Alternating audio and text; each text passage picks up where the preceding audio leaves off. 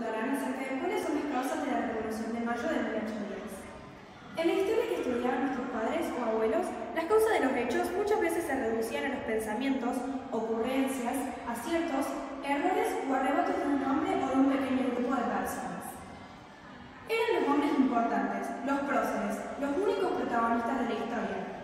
Esta mirada de la historia cambió. También cambiaron las preguntas que hacen los historiadores respecto de las causas de los hechos históricos. Preguntan sobre las distintas dimensiones de la realidad, la económica, la política, la social y la de las mentalidades, es decir, las creencias, saberes, actitudes o valores de hombres y mujeres. Cuando se toman en cuenta estas diferentes dimensiones, las explicaciones históricas resultan multicausales. Los historiadores discuten acerca de la importancia y el origen de las distintas causas. Se preguntan, ¿serán más importantes las causas de tipos económicos o políticas? ¿Acaso serán más importantes las sociales? La Revolución de Mayo tiene una multiplicidad de causas.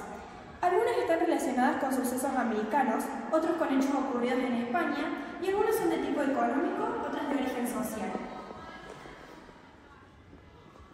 Hacia 1810, todavía no existía el país tal como lo conocemos hoy.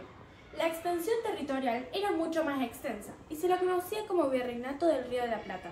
Este abarcaba los actuales países de Argentina, Bolivia, Paraguay y Uruguay. Tampoco había libertad política, ya que el gobierno era ejercido por la corona española. España estaba en crisis. En 1808 había sido invadida por los ejércitos de Napoleón Bonaparte y el rey Fernando VII, antes de ser tomado prisionero en Bayona, tuvo que ceder el trono a los franceses. Unas sucesiones de gobiernos trataron de hacerse cargo del difícil momento, pero con el transcurso de los meses, la situación se fue tornando cada vez más frágil. A principios de 1810 se formó en Cádiz un consejo de regencia con el fin de resistir el asedio francés. En el Río de la Plata, las noticias que llegan desde el viejo mundo causaban onda de preocupación.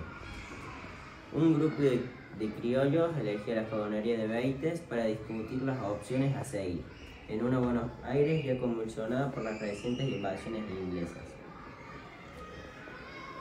Cuando en mayo de 1810 llegó la novedad sobre la información del Consejo de Regencia, los sucesos se precipitaron. En las ciudades coloniales, los cabildos cumplían un rol decisivo en relación al gobierno. Ante la incertidumbre que se vivía en ese momento, el 22 de mayo de 1810 se convocó un cabildo abierto. Si bien fue invitada la parte principal y más sana del vecindario, la muchedumbre se hacía escuchar en las calles. Los debates giraban en torno a la continuidad o no del virrey Baltasar Hidalgo de Cisneros. Él no estaba dispuesto a perder el poder y maniobró para presidir una junta de gobierno. El 25 de mayo de 1810 marcó un antes y un después en la historia nacional. En un escenario de fuerte crisis de la monarquía española que se venía desarrollando desde el principio de 1800, se produjo la Revolución de Mayo, el primer intento de crear un gobierno integrado por los criollos. El derrumbe del mundo monárquico abrió un nuevo camino para las colonias del Río de la Plata, que buscaron una nueva legitimidad para la vida en común, basada en los valores de la libertad, la soberanía y la igualdad. En aquel mes de mayo de 1810, después de un tiempo de fuerte convulsión política, la autoridad española, el virrey Cisneros, fue depuesto, se vio obligado a renunciar y, de ese modo, se pudo conformar la primera junta de gobierno, es decir, la primera experiencia de un gobierno sin participación de la corona española. De esta manera se constituyeron las bases para la independencia y la fundación de nuestra patria.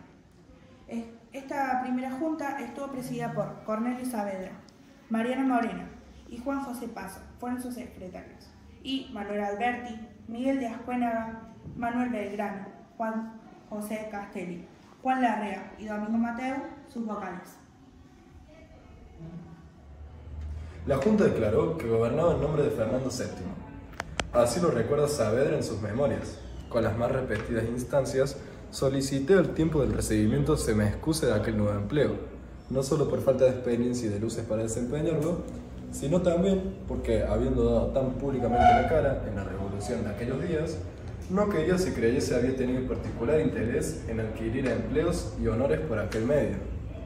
Por política, fue preciso cubrir a la Junta con el manto del señor Fernando VII, a cuyo nombre se estableció y bajo de él expedía sus providencias y mandatos.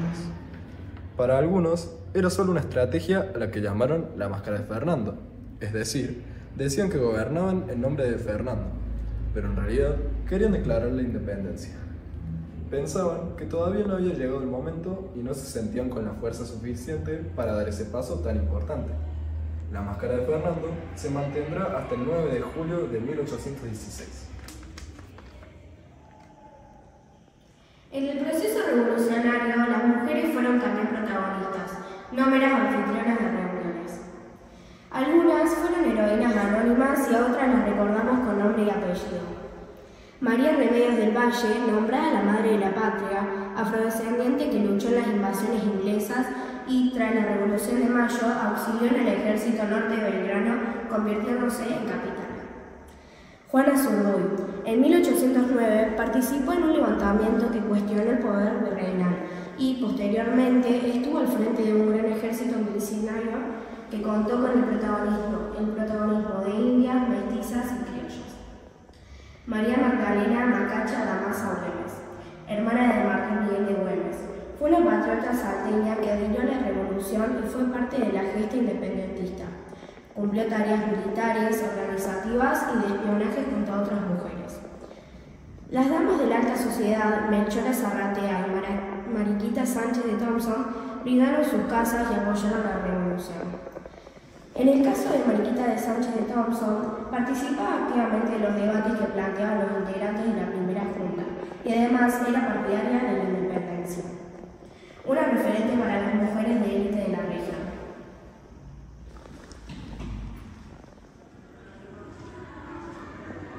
Entre las principales consecuencias de la Revolución de Mayo se pueden destacar los siguientes puntos.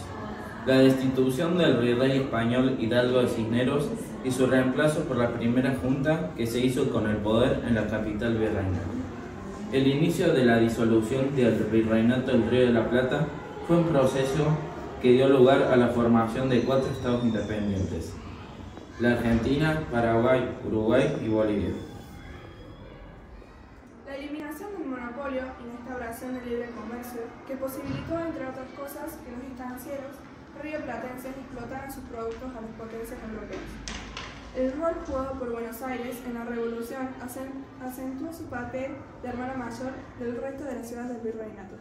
Durante el proceso revolucionario, los dirigentes porteños oscilaron entre fomentar la participación de los dirigentes de otras ciudades y de tratar de imponerles su autoridad y sus directivos.